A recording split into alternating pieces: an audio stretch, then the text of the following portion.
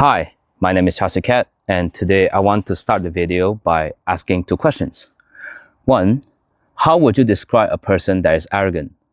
Two, how would you then describe a person that has an high ego?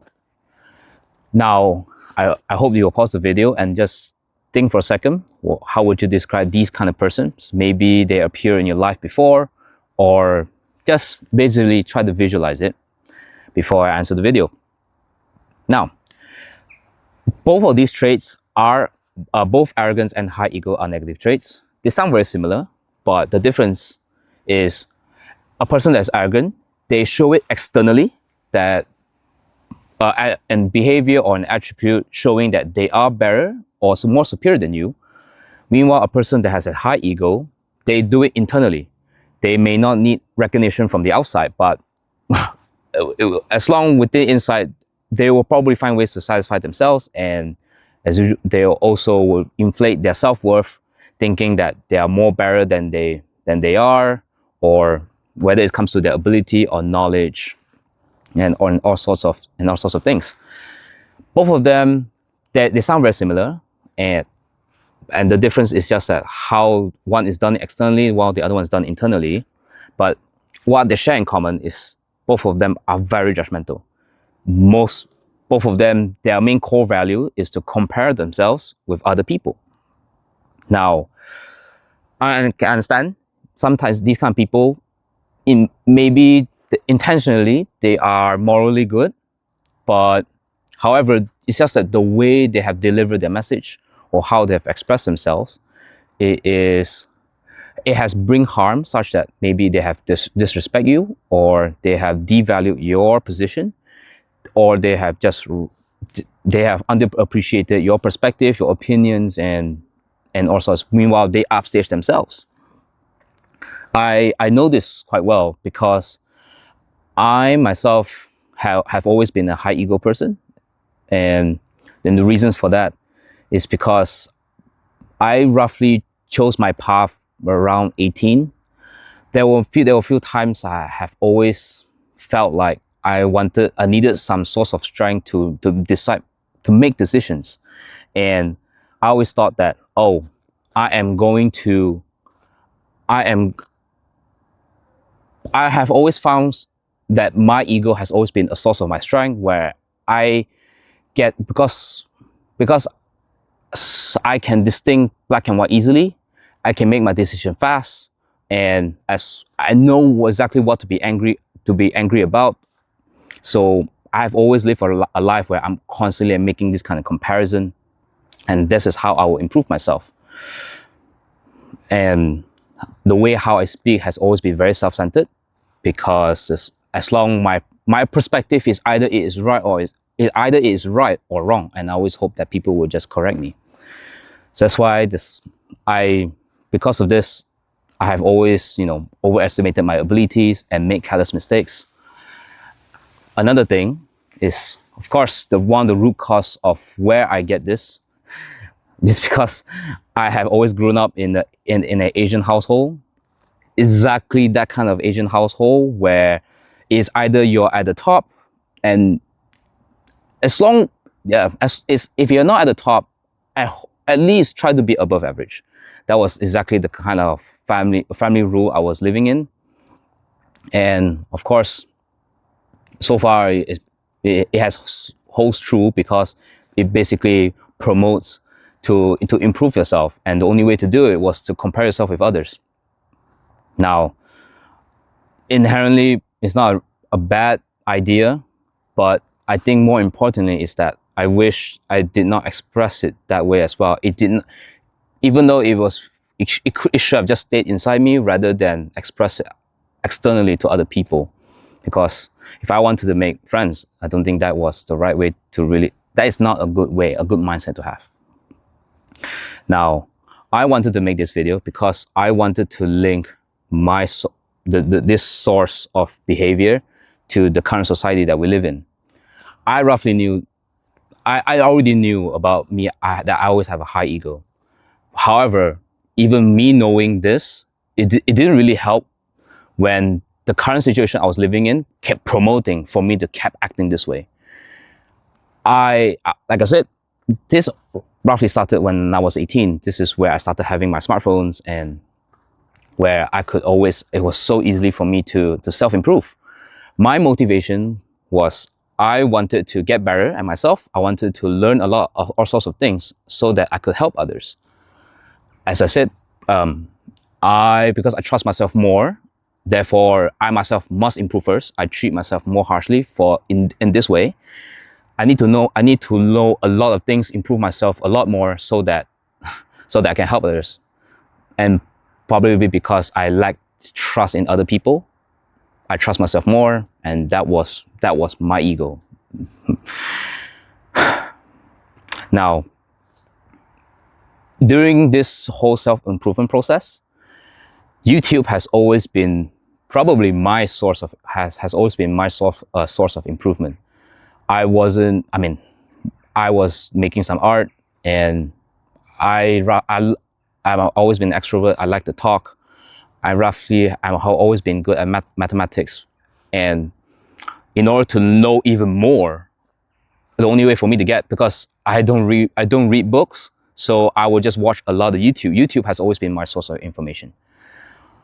And I know I sound like a broken record, because society has always brought all of this convenience to us. YouTube is free, easy to access, and everything you need is available. Wide broads of information. There's probably no excuse to say that I do not know how to do a particular thing, because there's probably a way to Google it. If not, you can YouTube it. Easy visual tutorials. Now, which is why I want to link to this, about this self-improvement. This trend of self-improvement has started to become a little bit toxic,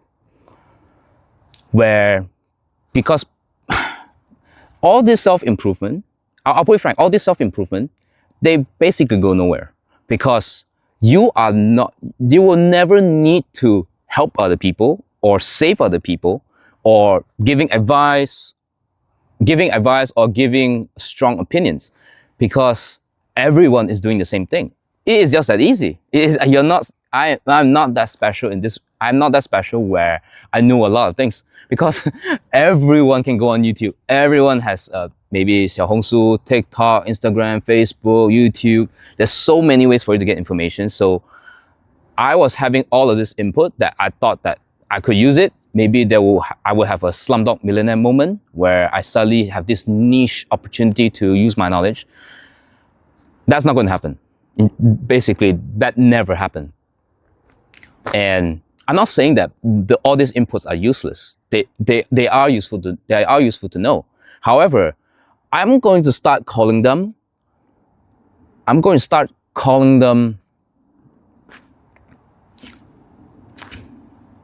borrowed experiences. You have borrowed all of this experience from someone else. Probably they learn it themselves. They're the ones originally, they have these experiences, and then they have shared it to you. You just watch it on YouTube. You absorb it. Did it stick to your head? Maybe. Did it? Or maybe in a few years, it probably just fades away. And the reasons for that is because you never tested yourself. Like I said, they are borrowed experience. You borrow the book, you read it, and then you return it back to the library. That is the realistic way of seeing it. That if you never challenge yourself, you never tested all of this input that you have, it just goes nowhere.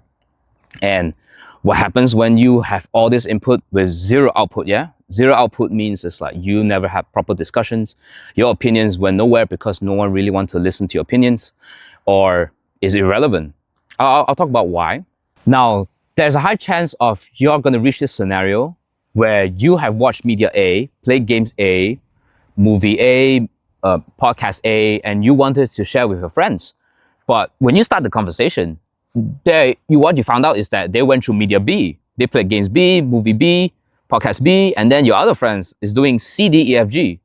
So none of you guys are going to have this conversation because no one was watching the same thing. So why is there to discuss? Nothing. And it's so frustrating because those conversations just fall flat easily. And not only that, right now it is so easy to, as I said, it's so easy to just get all this information on YouTube and how easy it has fed to you. It is, all of this YouTube has now molded to exactly what you want. You want podcast? There it is. It is everywhere, anywhere, anytime. I'm in the garden. I'm watching everyone. They're all having these AirPods on their ears as they're jogging or they're walking their dog. It is fine. I'm just saying, information is very easy to get, and you can have it anywhere, anytime. And what all of us are watching is probably something easy, something simple, and you don't have to watch it. You can just listen to it, and you probably don't want pop quizzes in your videos. So, after post-education, where you have no teachers to lecture you, you have families who are not telling you anything, your friends who are so busy self-developing, or they understand you, so they're not gonna talk or criticize you. When are you going to actually learn something about yourself?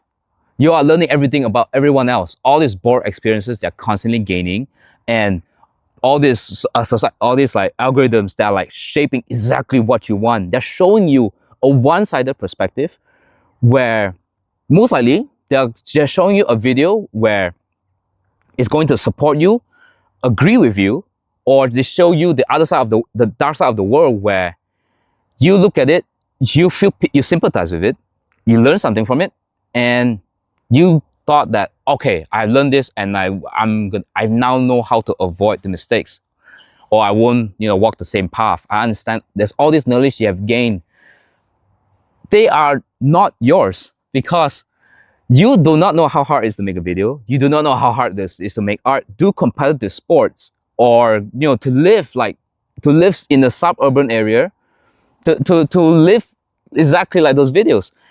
The whole algorithm has now just sheltered you in this small bubble, where you are living in a world where there's no feedback for you. There's no feedback for you, and you only have all you have is just everyone agreeing with you. That is the kind of world that we're living in right now. And when you have all this input and everyone just agreeing with you, no one's going to challenge you, and you yourself is not going to challenge yourself. No output, like a point, no output. All input, no output. All it does is just inflate your ego, giving you all the dopamines that you need, so that you keep coming back to it. And then eventually, you're just going to tip the scale to have a high ego, then eventually, to be arrogant. People who are humble, there's a lot of people who are humble. I'm not saying that everyone is not. There's a lot of humble people. And in order for you to be humble, is that you must go through one. You have to fail first. You have to do the challenge, fail it, and then that's where you actually humble yourself, because this is where you realize that you overestimated, underestimated, and you gain all of this humbling experience. And once you humble yourself, you stay humble.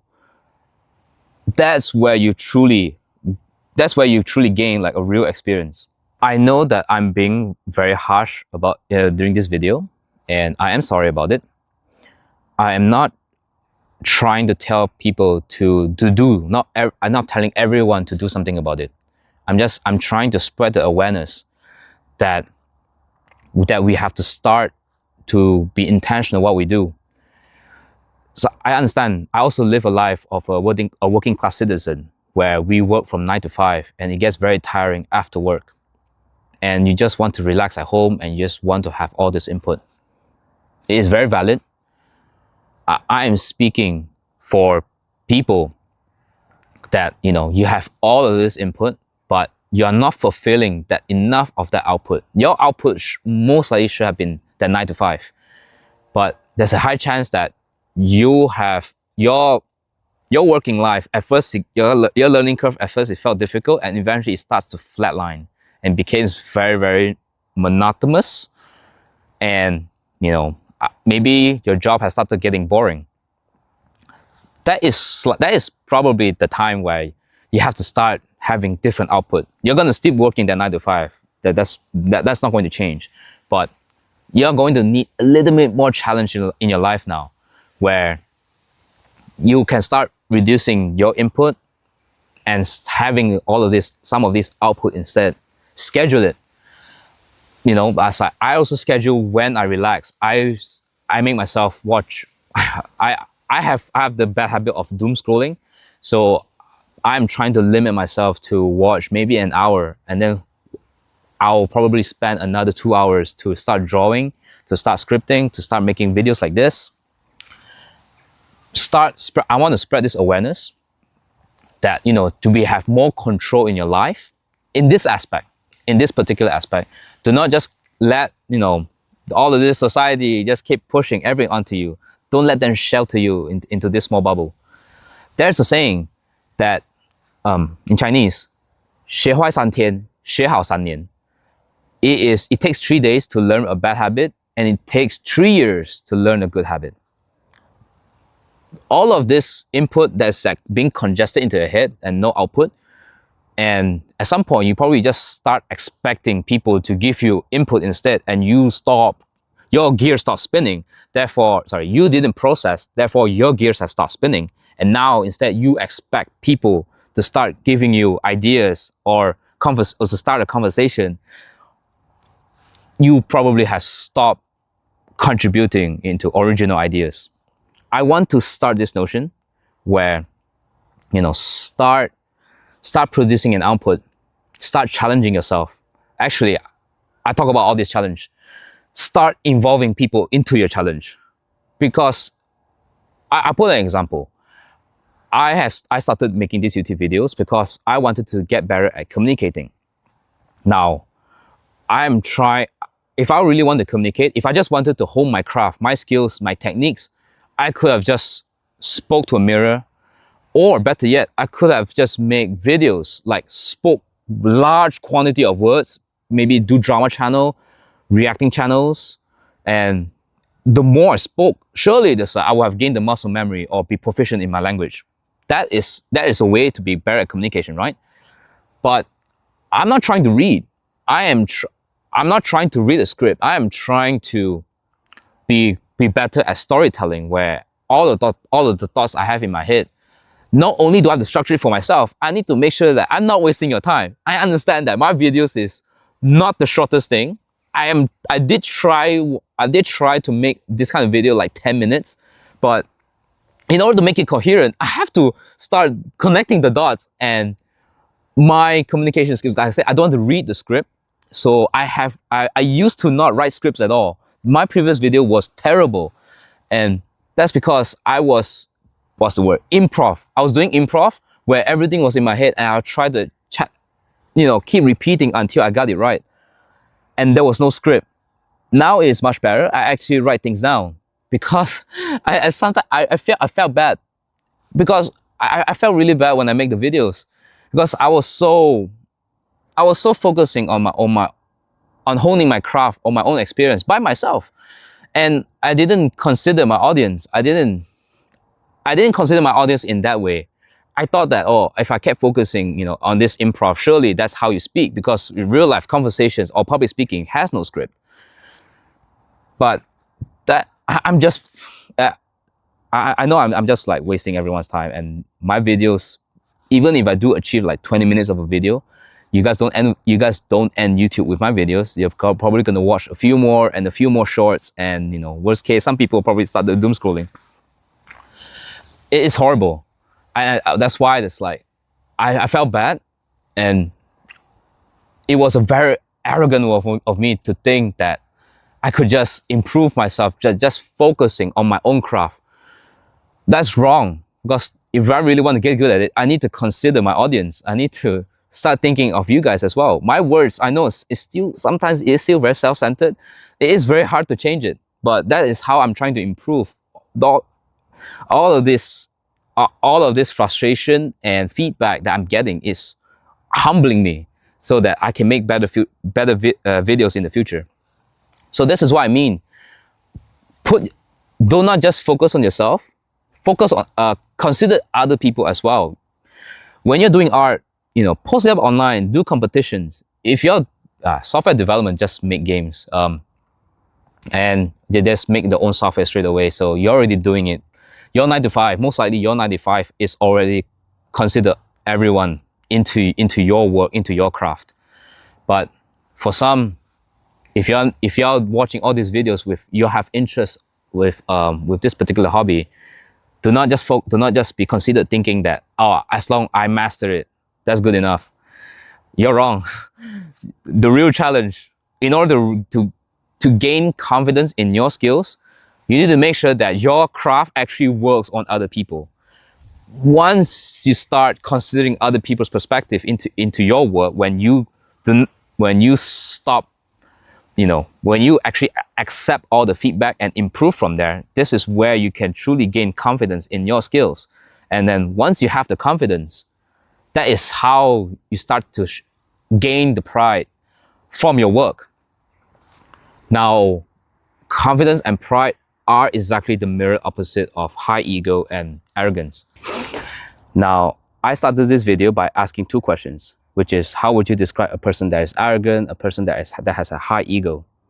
Now, I started this video so that you can visualize the negative aspects first before I talk about what does a good aspect look like. The mirror opposite of high ego and arrogance is confidence and pride. And I just want to say, because a lot of us are generally kind people, we were raised well, kind-hearted, and morally good. Therefore, it is probably much more easier to spot a black circle inside a white sheet of paper, if you get what I mean. Unfortunately, I didn't grow up in this kind of environment where I could see this negative aspect, even though I know those words, but no one was holding it because I was holding it. It's just what it is, that I'm the bad apple in that environment. And so which is why now that you can visualize it, I see it myself in my own videos, which eventually made me want to make this kind of video to talk about it, right? So I hope that you guys will just put down in the comments how did you describe those 2 exact negative traits, so that people can see it and they can avoid it, or I'm talking about like in real life. Before I end this video, I know that I might get asked this. I understand the whole current situation where all these social media are giving you so much inputs and, therefore ergo like no output, right?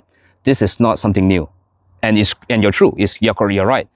Back then, we would have radio, TVs, magazines, and a lot of books. So we do have people who are really obsessed with reading. Introverts, or we will call them bookworms, call them nerds, we'll call them geeks. Those kind of people will always obsessed with their books, and as the steps are the same. They're gonna read a lot, and then they're gonna spend all their time reading, not going outside, no output, no discussion, and then they'll start criticizing people who are constantly outside. It's like, if I'm spending so much time all this reading while you're skateboarding, cycling, or jogging, doing all sorts of sports, surely I'm more knowledgeable than you. That's the exact same cycle. This didn't change. This is all it did was that media has now shifted. But what's changed was it. We don't call people who have watched YouTube videos. We don't call people who have watched YouTube for 5 hours, because why would you? You yourself probably did the same thing. Per day, you probably watch an hour or 2, and then you leave it as a background noises for 3 to 4 hours. You're doing it while you're driving, while you're cooking, while you're showering, and believe it or not, some people listen to it while they're sleeping. This is why there are videos that are like 24 hours long or 12 hours long. It was for this. It's because people do it. People actually do this. So we have now like normalized obsessed reading or obsessed input, no output. Now, I understand that this video has gone a little bit too long, so I'm just going to end it with a summary. Number 1, be intentional with what you do. 2, start scheduling your inputs and outputs. When you're doing your outputs, challenge yourself. Don't just focus on the craft by yourself. Involve others into your work. Do not resist the feedback. Don't overestimate or underestimate the problem. Do it first. Don't just absorb all the input. You know, you can take all this borrowed experience, transform it into humbling experience, and then finally they become your real experience, personally, your real experience. And once you start gaining this experience, be confident in your skills because you have finally shown it to someone else, accepted by someone else. Then that's how you take pride in your work. So I thank the people for watching my videos. I understand this one is quite long, so thank you a lot for watching my videos, and I'll see you guys in the next one. Bye bye.